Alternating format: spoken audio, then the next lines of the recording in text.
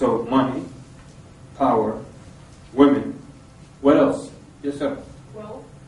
Money. What else? Status. Status. Okay, so power slash status. Money slash wealth. Fame. Fame. Put it near power status. Retribution. Retribution. For what? Well, anything. Like money. Retribution for something like his tribe. Okay. Retribution. Very good. What else? Sister. Maybe he is just Thank you very much. Yes. said about Yes, madman. Maybe just mad. Attention. Attention. Okay. Fame, attention. maybe he is envious of someone else. So you can put, envy, or just pure evil. Whatever it is, whatever the non-Muslim tells you, you write it down. Someone once said, from outer space, write it down. Yes? He might actually be a prophet. Okay, well that we're saying now, we already saw, they said these are the two options. We're pursuing the path of him being not a true prophet. What would his possible motive be? He has to have some strong motive because he knows they're going to fight him and try to kill him. But you're right, Jazakallah khair. That's on the other side. Anything else? Why would he pretend to be a prophet? By the way, with madman, you can put schizophrenic, right? Or epileptic, sorry. Schizophrenic also, yeah? Possessed by a jinn. So possessed, we'll put that down.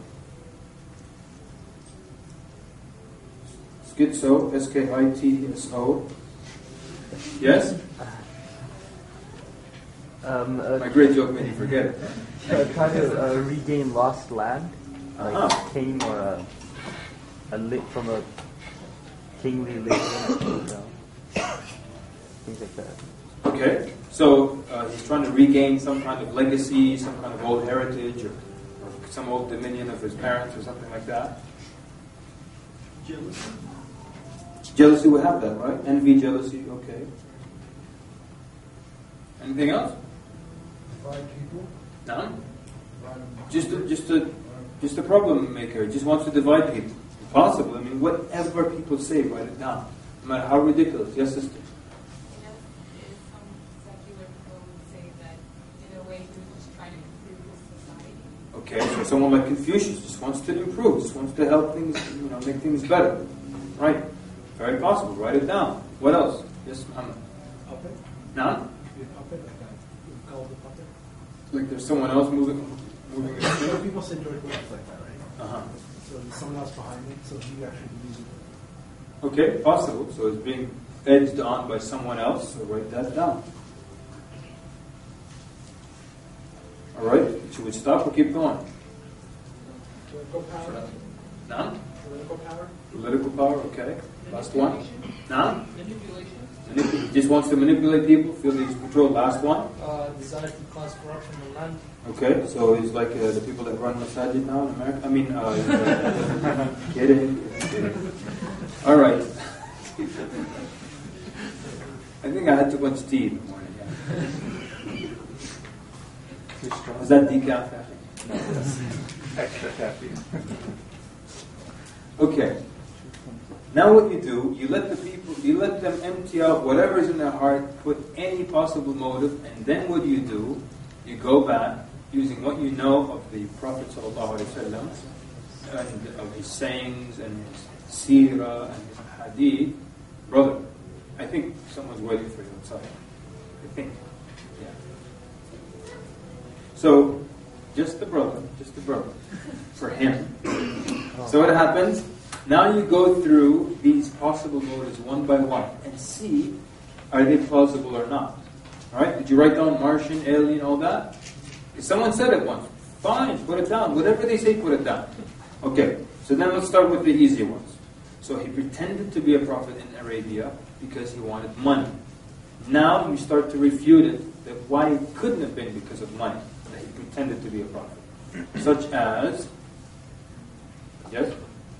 Of course, like he was not like a huge wealthy person, but he Yes. There's no proof from Isra that he has used to run behind wealth or something. If that was the case, then he could do that. With all the wealth has been given to him for zakat and then for the funds for Muslims and things like that. You're 100% right. Give me specific examples. This incident, that incident. Yeah. He was actually offered. They came to him and said, "Look, if it's money you want, we'll give you all the money you want. If it was women, we'll give you." Jazakallah khair. I'll stop you there because I'll have to repeat it all of it anyway. So the Quraysh came to him at the beginning of his call and offered him, if it's money you want, we'll give you money. If it's women, we'll marry you to the best looking woman. If you want leadership, we'll let you become a leader. And the Prophet ﷺ refused. Something else, very good, Ziyad. Something else specific. Shiraz? For madman possessed by a jinn. No, sorry, Habibi. We're just on money now. We're taking one at a time.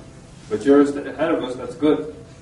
Ahmad? He died only with 7 dirhams. So when he died, there were like 7 dirhams left. I mean, that's not an indication of someone who wanted money. Something else specific like that, yes? His room, Aisha's room, was like a... Look at the size of Aisha's room. 7 heads. Naam? 7 heads. Yeah, so it's 7 arms length, and palm stalks and mud walls, branches to cover, and a blanket to stop the rain from coming in, broken pot, a pillow filled with palm fiber, 1 blanket, that's the bed. And where's the wealth? Specific example. Let's do Taysir. You can tell like a story of one Sahaba when he was caught by a Roman general. First the general offered him, I'll marry my daughter and give you half my wealth. And he said no. He said, then I'll kill you like I do this man. And he actually fight a person in boiling oil, and he still said no. Right? And then he was about to throw him in, and like he refused all that wealth. So like from his teachings is that okay. This was what he established with okay, that's good. So if his followers were refusing wealth, it's possible that he was also not one after wealth. Yes. Sayyidina Umar ibn Khattab, one time he came to the house of Prophet and when he opened the door, he saw there was nothing there of substance. There except fiber mats. So good. then he started to cry and said that the king of Persia. I'm sorry, I'm cutting you off because when we get to the point, because I want to finish the exercise before the end of the day. So very good, excellent. Yes, sir. It's also about when the Prophet married Khadija, he could have taken all the wealth and used it for luxury and stuff like that. Okay. Which he did not do. Right. The brother is saying when the Prophet married Khadija, he could have used the wealth for luxury. Just on that point itself, a little before that, he was already wealthy before he became a prophet. True or false? Yeah. Very wealthy. He became poor after becoming a prophet. That really goes against the plan, right? What else? People may say that, what if the story you are telling me is not correct? How I know that the story, even if it's written in an Islamic book or so, is correct? It's having oneself. Okay, I got you. Jazakallah khair. I'm actually going to have to answer that one. How you answer that one tomorrow, just so we can keep with the flow. But it's a very good question. What did they say? I don't know this Bukhari and Muslim you're talking about. So that's why you have to actually give some kind of explanation to how authentic a hadith are and so on. We'll probably do that tomorrow. Okay, so give me some specific things about wealth in the Prophet said. Yes. Okay, if he was going for money, as Islam grew, his money would increase. Okay, but as great. I said, he was rich initially, and his money went down. So good. Obviously. Shiraz. I believe there's near the end of his life, he mortgaged his armor, got some food for his family. But at that time, he was the head of a state. Right. That's basically encompassed almost all of Arabia. Very strong point, Ibrahim. Well, there's a hadith, I don't know if this is authentic or not, where he said that if I had a mountain of gold, I would not keep it with me for 3 days or more. I would give it away. Give it away. But give me examples of actual times when he gave away. Alright, sorry, everybody, Jazakallah khair. So, the Prophet would give tens of thousands of camels and goats and herds to people after battles. Dinar, 70,000, give it out. 10,000, give it out to the poor. Dirham, he would just keep giving and giving and giving while he lived in a state of poverty. Even the problem that happened with his wives, was related to them asking for a higher stipend or a higher salary. And he still refused, to the point where it caused them problems. And imagine now someone gives you $70,000 cash, and you distribute all of it, and you go home and tell your wife, you can give me 70,000, and distribute the whole thing. And then she gets upset with you. Why don't you bring us some? Look at the condition that we're living in. So, that, how about when Urwa ibn Zubair asked Aisha, when she told him that for 2 months there would be no fire lit in the house of the Prophet ﷺ. He asked her, how did you survive? She said, al-aswadan, dates and water. So all these things, you keep listing them, and you see that he wasn't, you can easily cross out money, that he wasn't after money. One more thing. Every one of these motives, think of it as it relates to the Quran.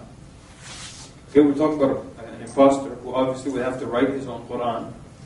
How would money be reflected in the Quran? Someone tell us. He's an imposter, that's his motive, and he wrote the Quran. Yes? Give me more money. That's what it would say. Bring, some money to their Prophet. Make sure, the Prophet's taken care of. Bring your wealth to the Prophet. But what about the 1/5, the spoils of war? It's not saying to give it to Allah and His Messenger. So it's not a sign that he wanted money. Huh? But is it a sign? No, because what happens to that 1/5 of the spoils of war? They give it to the poor. It's not for the Prophet ﷺ personally.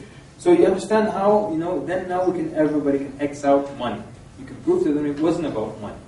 Alright? Next, which one should we do? So money, wealth is out. We've got power, status, fame. How can we, attention, how can we prove it wasn't about any of these? Give me specific incidents. Ahmed. Christ said that we'll worship your God for 1 year. And that means so during that year, he could have been, the all-powerful, right? In the area. Yes, sir? When he said if they put the sun on my right hand and the moon on my left hand, I will give up this message. Okay. Jazakallah khair. Okay. Yes, sir? When you came in, you would go... Can sisters hear, by the way? Sorry. Can sisters hear me? No? I apologize. Okay? If you would go into a room where the Prophet and Sahaba were sitting in a halqa, you wouldn't know which one the Prophet wow. Jazakallah. Give me a second, Shiraz. Excellent point. Let's just think about that point a little bit. So, the Bedouin Arab comes, and he can't tell which one, he comes to the masjid of the Prophet ﷺ, he can't tell which one is the leader. So he has to ask, Ayyukum Muhammad. Can you believe that? Can you walk into any room now or in any religion and not know who the big shot is? Have you ever heard of someone walking to the king's court and talking to the jester? Your Highness. And it's so clear who the king is, who the big shot is, from the way they sit, from the way they dress. Buildings now, when you walk in, the architecture of the room tells you who's the big shot. All the chairs facing that one. If you go to a meeting room, can you tell where the CEO sits or the chairman of the board? Yeah, because he's the one who has the chair with the arms, armrests on it, It's at the head of the table. So you can tell easily. You go into any religious establishment, there's a guy at the door, he's got a hat like this. You go further inside, there's a guy hat like this. Further inside, the guy's got this huge hat, he's breaking his neck. That's the guy who's in charge. The biggest cloak, the longest scepter, whatever it is. But the Prophet said, it couldn't have been that he was after power, fame, fortune, or something like that. Because he would sit like the companions, dressed like the companions, and it's so clear then. Jazakallah khair. Yes? Oh, it's like whenever the Rasul initiated a project, he used to take part in the project as physically, as the digging up the trench, building the masjid. Excellent. So he used to separate himself from everything else. So the brother is saying, Prophet would physically take part in digging the trench, building the masjid. He did all this work. Yes?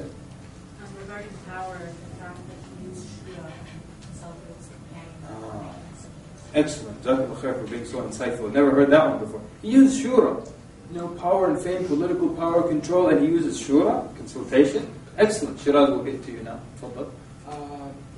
His successors, they lived frugally as well. Uh-huh. They didn't, from the Khalif to the generals. Excellent. They didn't do anything, even though they conquered them. So you use Abu Bakr and Umar. Even they lived this type of life, and of course Uthman and Ali radiallahu anhu as well.